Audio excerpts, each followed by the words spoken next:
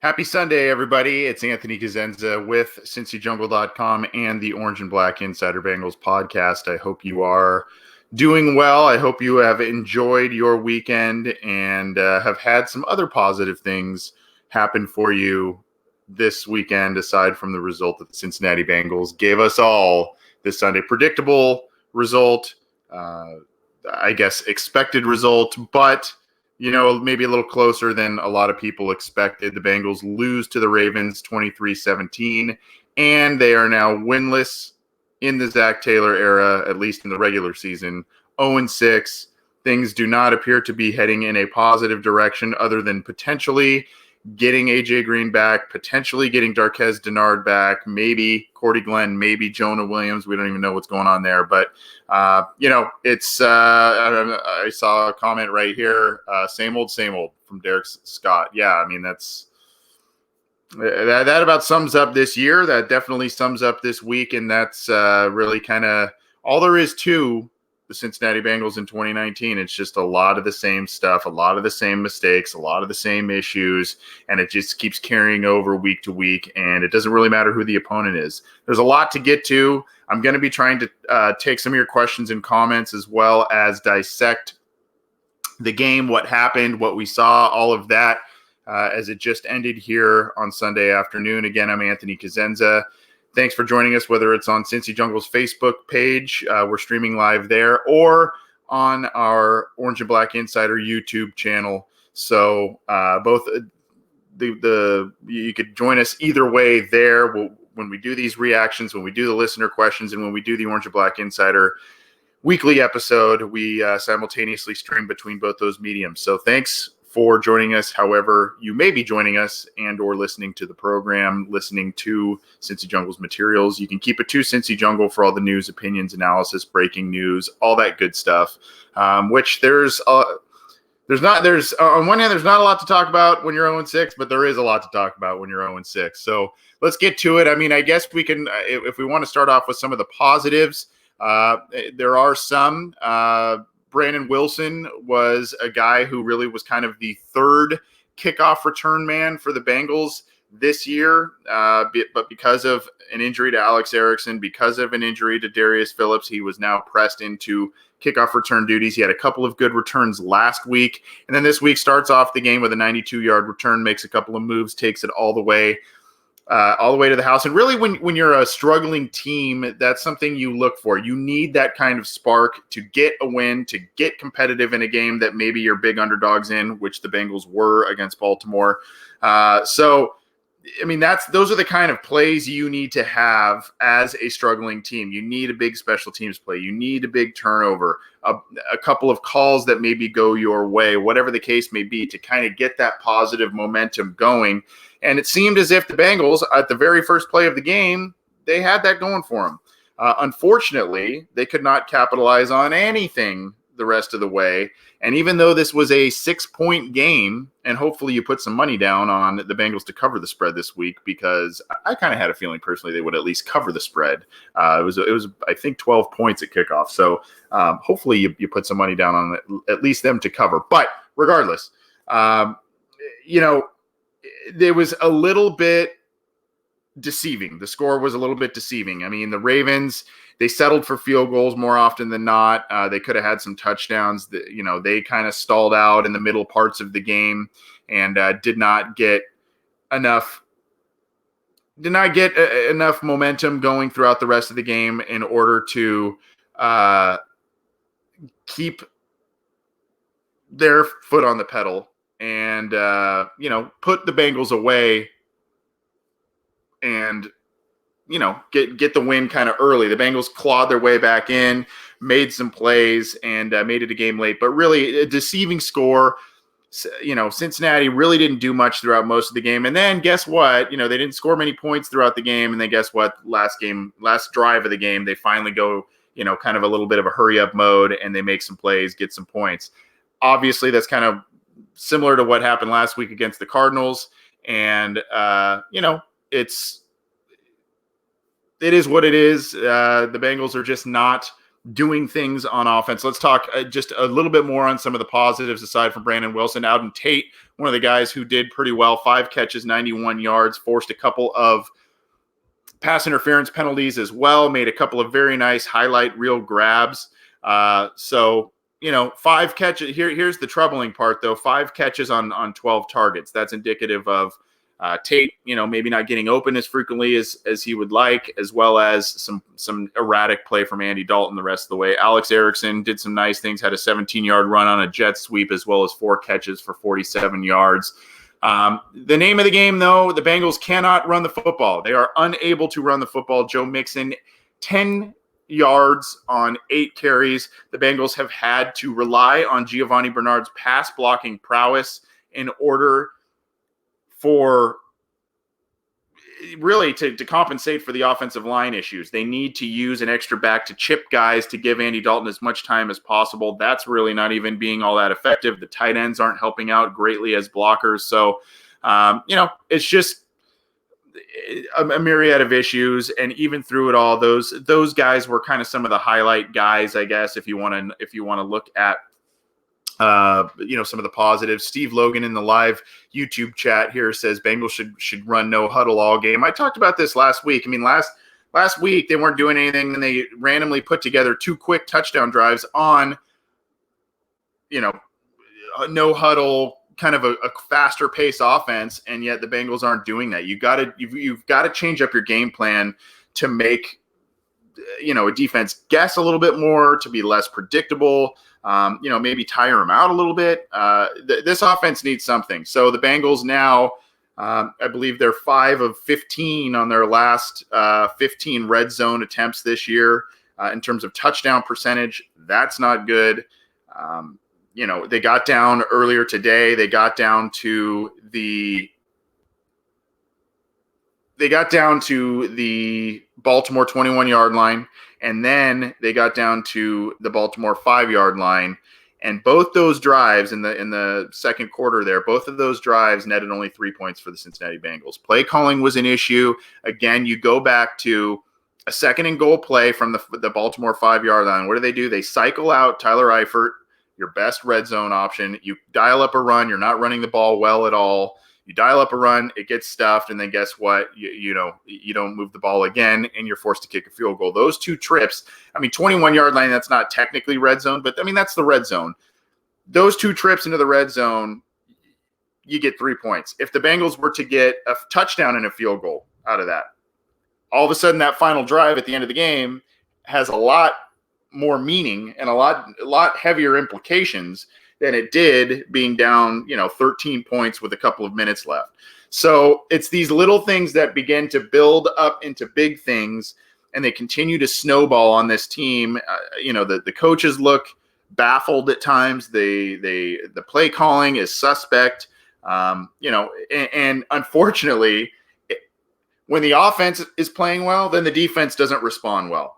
When the offense doesn't do very well, the defense holds up, maybe limits the damage, limits the points, only to be thrown back onto the field, with a quick 3-and-out or, a no-point drive by the Bengals offense. So there's no gelling, that, things aren't clicking right at the same time for this team to get some momentum and get some of these wins. Now you look at, of these 6 losses for the Bengals this year, 4 of them have been one-possession games. So, they had the 2 blowouts, one against the Steelers and another one against the 49ers, but 4 of them have been one-possession games. So, like I said, there's a little bit of a fool's gold thing going on with this score today. But, that is a statistic to note. And hopefully that's something, as we look to 2020, maybe even late 2019, that this team could potentially build upon in terms of positive vibes going forward.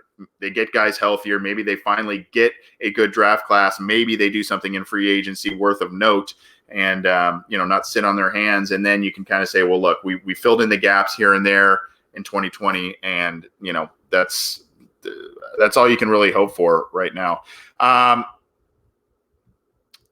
Edward King offense is very simple. I agree with that. I think that this is a really pedestrian offense, and it's not doing their quarterback any favors. Obviously, I think the protection, the lack of a run game, all of that stuff contributes to it.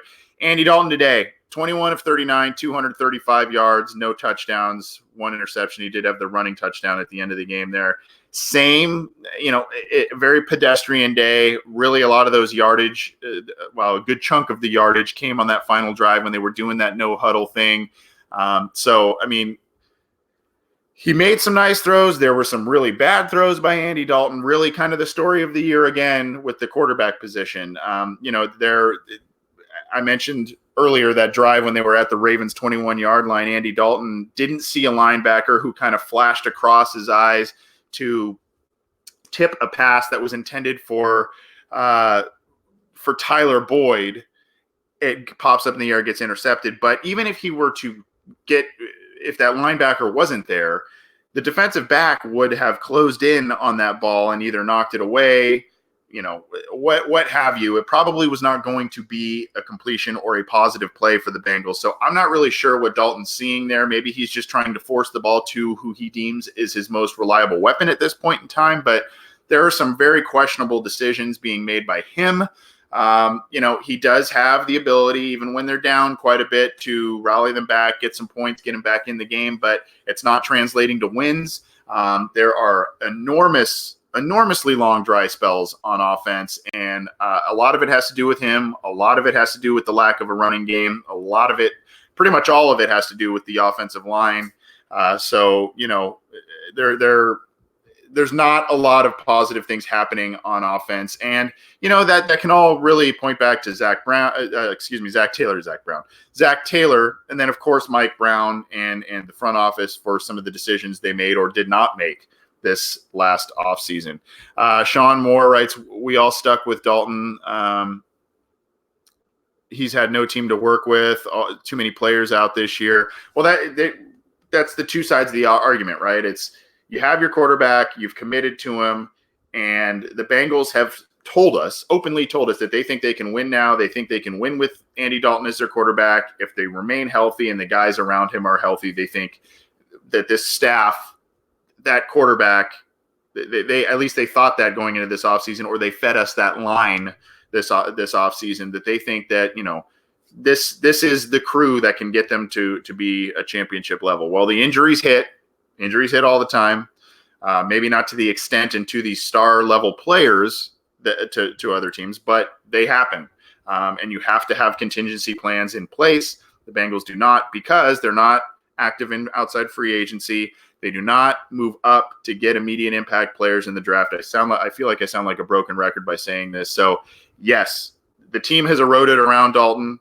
The game plan has really not been great. And, this whole thing is kind of a chicken or the egg thing, right? Is the injuries and effectiveness of the offensive line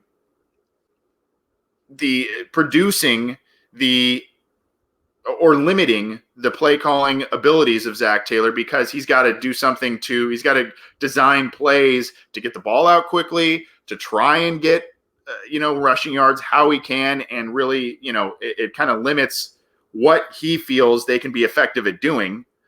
Or, ownership and all of that did not invest in the offensive line. They invested in the wrong guys on the offensive line. So, we can go round and round on all this stuff, including with Dalton and, where he's at right now. Right now, he's not playing very well. You can point at some statistics and it looks pretty good. There are other statistics, especially under the surface.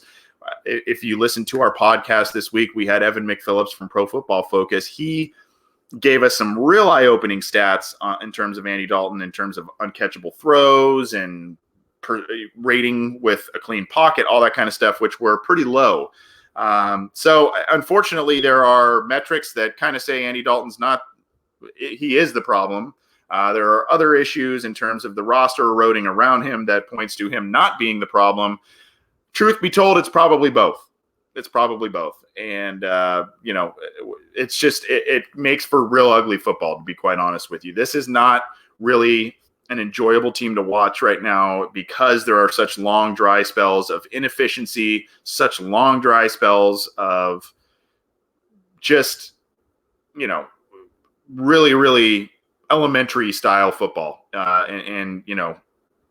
it's pretty baffling to see the many steps backward this team has taken, not only this year, not only from this year from 2018, but also really just from 2015 when they went to the playoffs. Just how the roster has devolved, how this team has moved backwards and not gone forward, especially under the new staff.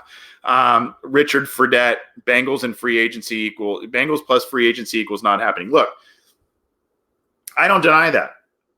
I'm not sitting here saying, yes, they're going to be active in outside free agency next year. Yes, they're going to move up in the draft next year and get impact players.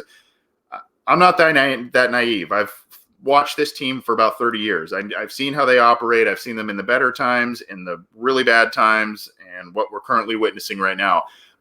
I'm putting that out there that's what needs to be done in order for them to make their coach. They need to set their coach up to be successful. They need to set their quarterback up to be successful, and they are not currently doing that by not being active in outside free agency, by not going up and getting immediate impact players, sacrificing a draft pick or two to move up to get some of these immediate impact players in a draft class. Right now, the Bengals, Jermaine Pratt, I guess, kind of started today. But I mean, really, outside of maybe that or Michael Jordan, basically they've had one starter of their entire draft class starting at a starting position in a given week. That's not very good. Now, that some could say, well, you don't want a lot of your rookies starting because that usually means you've got some good veteran core and all that. Well, this team's coming off of 3 straight losing seasons. They are 0-6 now. They need young, fresh talent to man spots and be effective. And even when those guys come in, they're not lighting the world on fire. They're not doing very much. So, there are a lot of issues plaguing the Cincinnati Bengals right now. I'm Anthony Cosenza with CincyJungle.com and the Orange and Black Insider Bengals podcast. Thanks for joining us in this post-mortem edition of Week 6 for the Cincinnati Bengals. They lost 23-17 to the Ravens. They are 0-6 and are now 1-9 in all, if you count preseason, under Zac Taylor. So definitely not the start that anybody wanted or envisioned for the young coach. There are times when he looks a little rattled, as does the rest of his staff.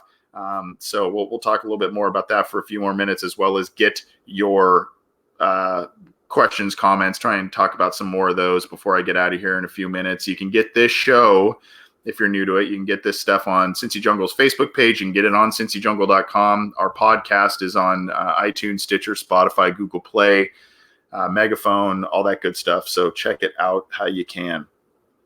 Tristan Wood, what happened to the defense that played in Seattle? That's a great question. I think, unfortunately, I think if you're asked, I think what happened is Seattle had a game plan to run basically right at Cincinnati's defense. There was maybe some limited film on what Lou Anarumo was going to put out there in terms of scheme and what they're going to do.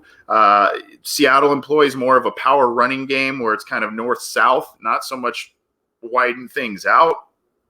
I think also, Bengals were healthier at that point. They had a good pass rush type of rotation going in that game. So they did a lot of effective things in week 1. I think they got exposed on some other levels. 1 week later, San Francisco spread them out wide, particularly in the run game and in the passing game, and they were completely overmatched, especially in the middle and back end areas of their defense. And I think teams have taken note. Now, it's gotten a little better since that game. Then it took a big step backwards against Pittsburgh. But, I think for the most part, they've kept the Bengals for what they have to work with, for what Lou Anarumo has to work with. They've kind of kept the Bengals in games. It's not like they're letting up 40 points a game, but, they're one of the worst teams against the run. Their pass rush is extremely inconsistent. And quite frankly, there's been a lot of regression from some of their best players who are in the secondary. Sean Williams, Jesse Bates, William Jackson, Drake Kirkpatrick. Those guys have taken massive steps back. Really, it kind of started last year for like guys like Jackson. But Bates and Williams had outstanding years last year, and then they have been non-existent this year. So I don't know if they're trying to overcompensate for the weaknesses in front of them at the linebacker position or what have you. But these are some of the things you're seeing as to why the Bengals have not been the same defense that they were against the Seahawks. And unfortunately, it's both good and bad that the Bengals put basically their best effort forward in week one. It's good because it got them going on the right foot. It gave them some confidence, I think. But it's also bad because, I mean, they haven't played as well since. And, you kind of, expect more after the week one. You expect them to improve, and they haven't really showed that. Eric von Herzenberg talks about the QB situation and the Browns. Yeah, I believe the Browns, before I was taking the air here, they looked like they were set to lose against the Seahawks. So they are looking to fall to 2-4. Now Baltimore takes the lead at 4-2. Pittsburgh was, I believe, 1-3 going into this week. So it's a shame that the Bengals, even though they've got, there were a lot of question marks around this team. This was a division ripe for the taking this year. I don't think, based on what I saw today, I'm not overly impressed with the Baltimore Ravens. Granted, they didn't have Hollywood Brown, their biggest deep threat, but they're beatable. They're most definitely beatable. The Browns, I don't mean to be the I told you so guy, but I kind of said, yeah, they could be a 10 or 11 win team, but this could really fold up quick. This could implode on them quickly. New coaching staff, potentially overhyped quarterback, a lot of egos, a lot of undeserved attention, and now here they are. They're 2-4. And then you've got Cincinnati, who's 0-6. This was a division that should have been ripe for the taking for a team that was hoping to head in the right direction, and they have completely gone backwards. And there's not a lot of answers going forward other than guys coming back from injury, and hopefully that the coaches get some more experience under their belt as play callers, game managers, because some of those are issues. Danny Joseph, poor Zach, looks stunned in press conferences. Yeah, I mean, I think also, I mean, he's a younger guy. He's inexperienced as a head coach, but I think also, if you were to ask him, I don't think he expected the amount of injuries. I don't think he expected an 0-6 start. I think he's a little shell-shocked about everything right now, and he's getting a harsh reality check. Luckily, I think, at least luckily for him, I think he is in a franchise and in a position where he's going to have a longer leash than Steve Wilkes had in Arizona, than some of the coaches had in Cleveland. I think the Browns are going to be a little bit more patient, potentially get him a new quarterback, potentially continue to let him build, get another draft class or two to mold this roster in a different way and see what he does there. Even though I have not been overly impressed with Zac Taylor since week one, I do think he needs to get a fair shake. I do think it's too early to kind of cut the cord, as much as, the knee-jerk reactionist in me would like to do that. I think it's still a little early. They got to pump the brakes. They've got to evaluate players, see who they are going to keep.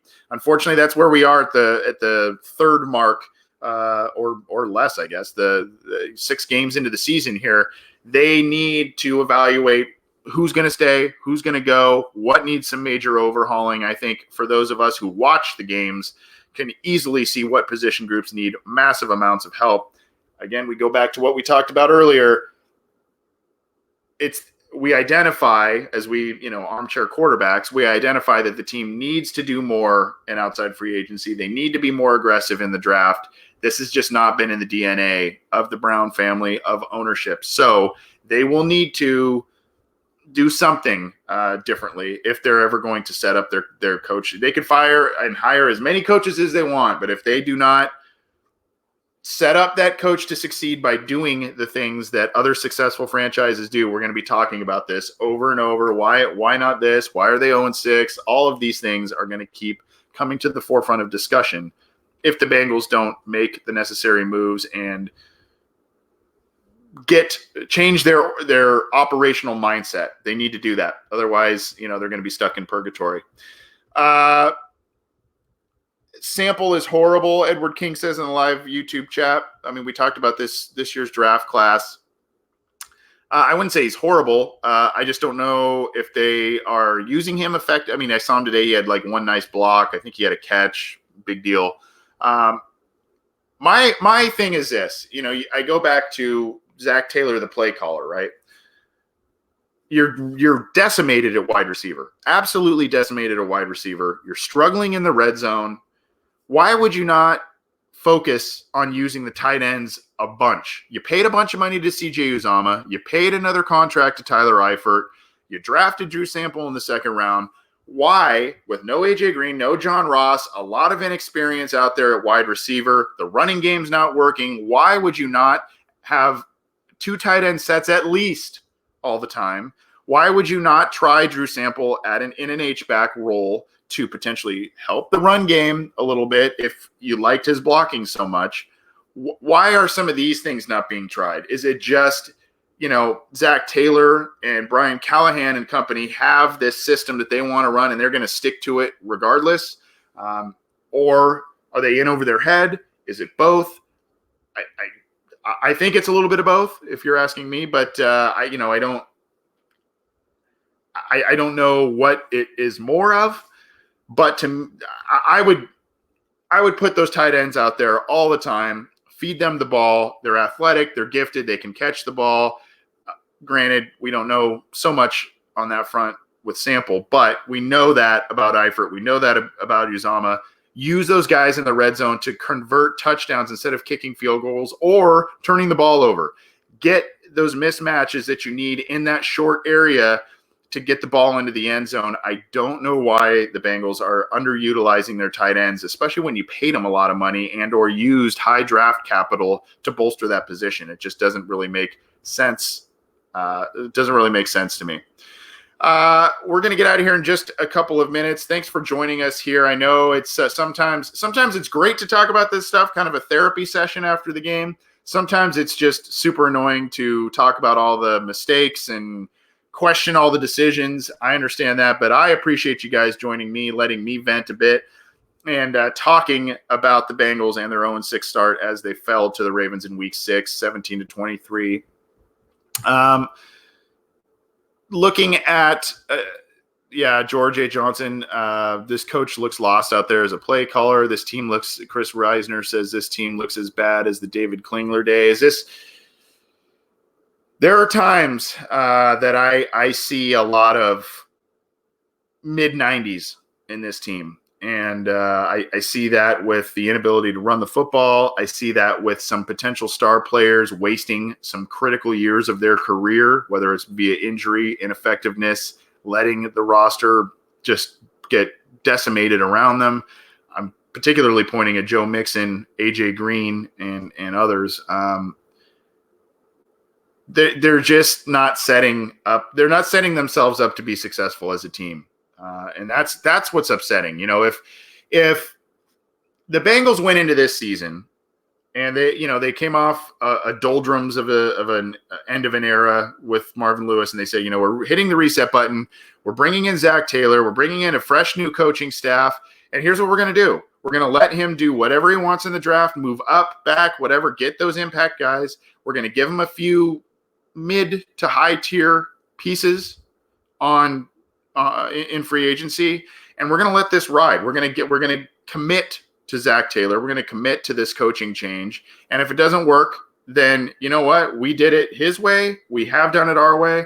If doing it his way and making these other aggressive moves doesn't work out, then you can go back to doing it your way. What do you have to lose except for a little bit more money? Really? I mean, you're not going to lose really any more games than you already are. So that's what I don't understand. It's just a real narrow-minded, a real obstinate way of thinking and operating your franchise. I thought today about, I'm looking at the Bengals defense, not really getting after Lamar Jackson. I mean, they had a few pressures. I think they had a sack. They're trying to contain the defense. I remember a time when they flirted with potentially bringing in Gerald McCoy this offseason. Didn't do that. They supposedly flirted with the kid who's on Tampa Bay, Shaq Barrett, who's having a heck of a year on defense as an edge rusher, kind of a tweener linebacker, defensive end guy, a real fun player that could have been effective on this team. No, they sat around and said, we're gonna bring back Carl Lawson, who, by the way, I don't think has a sack this year. We're gonna ride with Sam Hubbard. We're going to ride with Carlos Dunlap, who's now in his 10th or 11th year, was out on Sunday. It's just, why not make the commitment? I mean, if you really are committed to be successful, they've said, yeah, we want to, we heard the fans last year. We heard the fans. Well, no, you didn't. You thought this coaching thing would be the cure-all. You didn't invest more in the scouting staff. You didn't invest more in the medical staff. You brought in new trainers, but guys are still getting hurt and going on IR left and right. So I don't know why you wouldn't go through with a fine-tooth comb some of these areas and really try and scrutinize and make your team really try and make your team be one of the preeminent franchises in the NFL. I don't understand that mindset as a business owner. And instead, we're stuck with 0-6. We're stuck with looking at a fourth straight losing season despite who the head coach is. And, it's pretty embarrassing. A lot of the performances could be coined as embarrassing. And, as Chris Risner said in the live Facebook chat, it looks like the David Klingler days. I mean, that was embarrassing. They were a laughingstock. They were a punchline on late night TV. Some of you are too young to remember this. They were a punchline on late night TV. They were a punchline across the league. Marvin Lewis brought him back to a reputable team, but they still, had their issues. And now they seem to be falling backwards into, something that happened 20, 25 years ago. So hopefully that's not the case. Hopefully they have the right guy. They just commit the resources that are needed to be committed in order for this team to turn things around.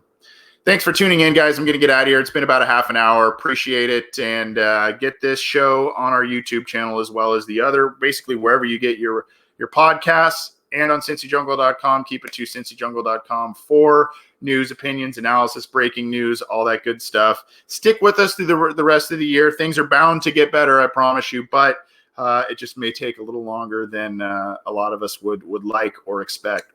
We'll see you next time.